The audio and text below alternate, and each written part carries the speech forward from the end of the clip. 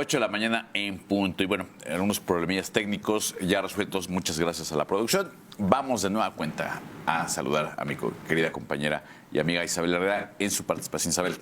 Marco, Telma, pues ya estamos de regreso aquí. Justamente estábamos abordando lo que refería a la doctora pues Vilma Naranjo con respecto de cómo se le ha dado este manejo a los encabezados en diversos medios de comunicación, dándole el protagonismo justamente al agresor. El feminicida de Iztacalco, al que lo comparan, lo engrandecen. Eso es lo triste. ¿Por qué? Porque están dirigiendo la atención al agresor, el Jeffrey Dahmer mexicano, ¿no? Y entonces empiezan a monetizar, y de eso va esta participación de la violencia mediática, de esta desinformación, de este sesgo que están generando, pero justamente pues también de la espectacularización de la violencia. Y entonces con este feminicida, al que apodan el Jeffrey Dahmer mexicano, pues lo sensacionalizan al grado de ser una figura mítica, ¿no? Y entonces, escuchando a la doctora Vilma Naranjo, que es una psicoforense, pues obviamente ella refería que se está filtrando información no verificada, no confirmada por las autoridades, donde se están haciendo pues comentarios ya fantasiosos, buscando pues vender esta noticia. Y lo triste de que refieran qué hacían con los cadáveres, los cráneos, porque es información que no ha salido de las autoridades, sino son narraciones fantasiosas que han redactado los medios de comunicación, es que se le está restando la seriedad al caso, se está engrandeciendo, se está haciendo apología del delito, se engrandece la figura de un agresor y se está faltándole el respeto a las víctimas y a sus familias.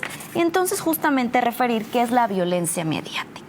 Porque en este país suceden estas situaciones, estas tragedias que atraviesan a muchísimas familias y no debiéramos monetizar con estas tragedias.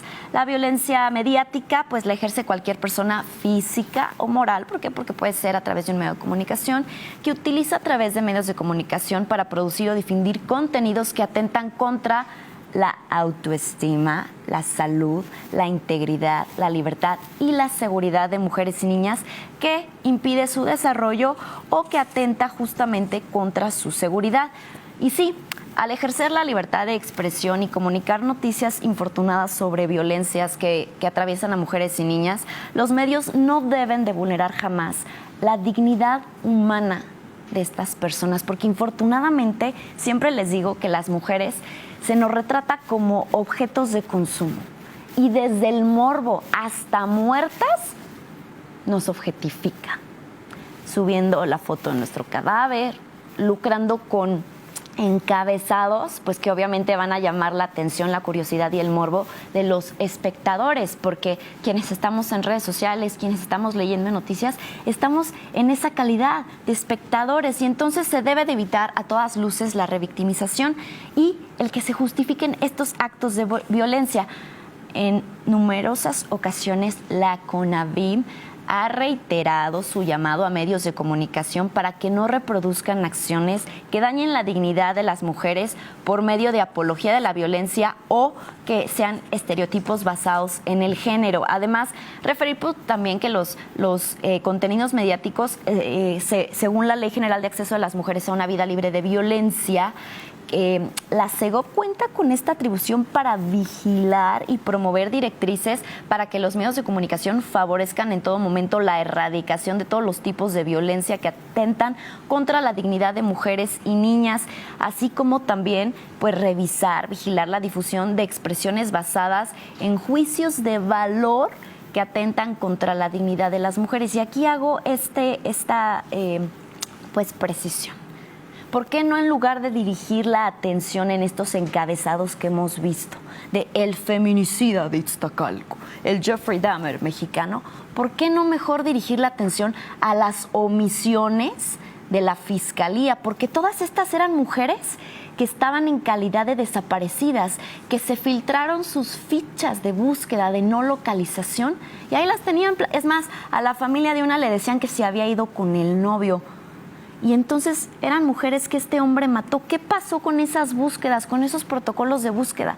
¿Que no accionó la Fiscalía habría que hablar de esas omisiones, ni siquiera del agresor y mucho menos de las víctimas, porque hay que tener respeto a quienes fueron como personas y a sus familias. Y entonces referir también que hay un marco legal que justamente contemple estas directrices que van a regir junto con otras disposiciones, como por ejemplo la Ley General de Acceso de las Mujeres a una Vida Libre de Violencia. En su artículo 20, quinquies, justamente habla de la violencia mediática, ¿no? Pero hablamos también de espectacularizar la violencia.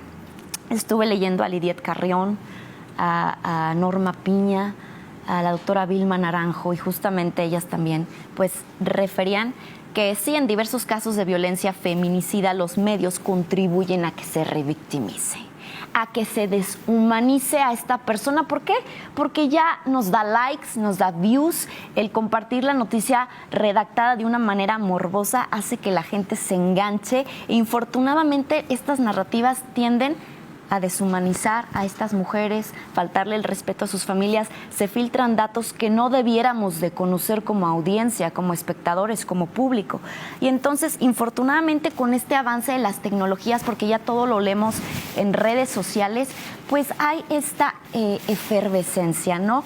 Ya no cabe un espacio para el análisis, simplemente es con lo que recorre nuestro dedo índice al momento de leer. Y entonces, ¿qué hace? Que infortunadamente la efervescencia, la inmediatez de tener la primicia, pues hace que no exista este espacio para el análisis o que haya un mejor desarrollo de la nota, y entonces se dan las narrativas revictimizantes. Y entonces la mayoría de las veces esta inmediatez de la que hablo, esta primicia, pues se considera desde un enfoque meramente comercial, mercantil, donde infortunadamente se ve comprometida la ética periodística y con ello se vulnera la dignidad de las mujeres, de las niñas que son el objeto, el sujeto de la nota.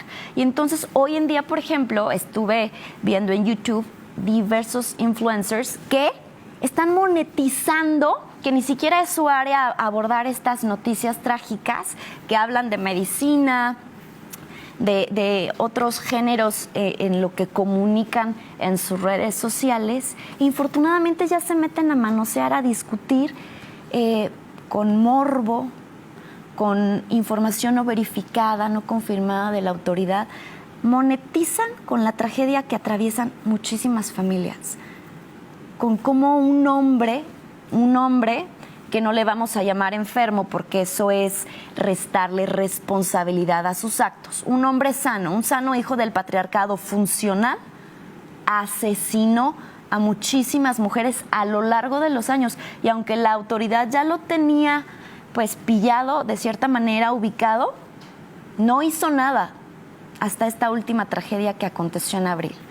Y entonces justamente la espectacularización de la violencia feminicida y sobre todo hablar de esta descontextualización, porque por vender la primicia, por esta efervescencia de la noticia de seamos los primeros en sacar la nota, no comparten completo la información. ¿Por qué? Porque son informaciones que se van dando conforme avanza el proceso de las autoridades. Y entonces, a pesar de que sí existen leyes de protección integral que regulan justamente los contenidos audiovisuales, que hay estas iniciativas para tipificar la violencia mediática, hay manuales justamente para erradicar la misoginia y los estereotipos basados en el género, así como distintas imágenes que ya no permiten, gracias a la ley Ingrid, filtrar, y aún así lo hacen.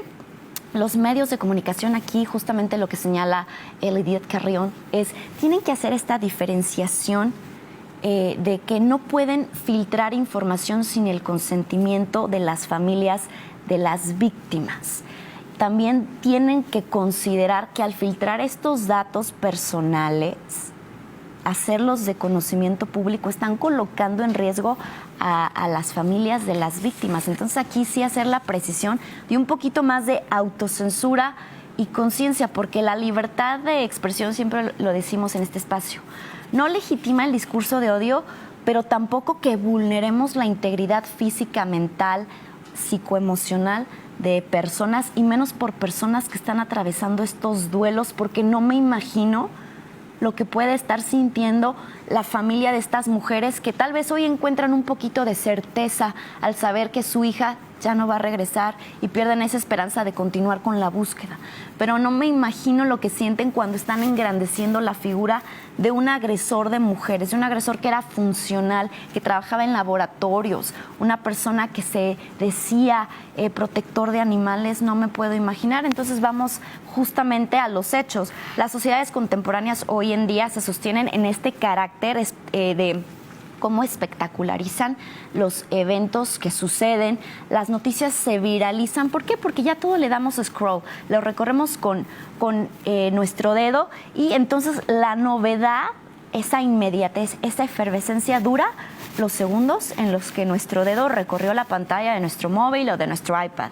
Y entonces, ¿qué pasa? Que nosotros usuarios, lectores de noticias, justamente estamos en este carácter de espectadores y hay que pensar justamente la relación política que siempre ha habido cercana con el contenido que se manejaba, por ejemplo, antes en la literatura como medio de propaganda y de control social. Hoy es a través de diversos medios de comunicación, no digo que todos, pero ¿qué pasa? Entonces aquí, pues cuando recibimos estos contenidos audiovisuales, pues la recepción de la información está muy homogeneizada, todos manejan lo mismo. ¿Cuántos medios no se referían a este hombre como el Jeffrey Dahmer mexicano?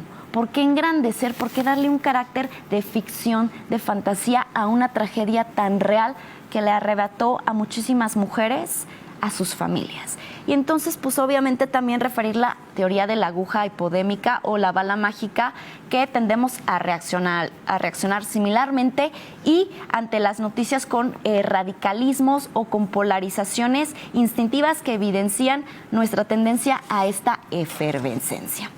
Yo me voy a despedir con una frase del autor Iván Jablonka, que justamente refiere: para erradicar estas prácticas con cada nuevo suceso se tiene que empatizar con las víctimas, ampliar las voces silenciadas, porque el elemento trágico es la clave donde se trasciende como figuras míticas a los victimarios con el falso pretexto de despertar conciencias. Se recorre el telón ante una audiencia convocada con antelación suficiente de la publicidad. Con eso me despido hoy, Marco. Muy interesante, como siempre, mi estimada Isabel. Nos vemos la próxima semana. Claro que sí, Marco. Telma, nos vemos. Pausa y regresamos con más.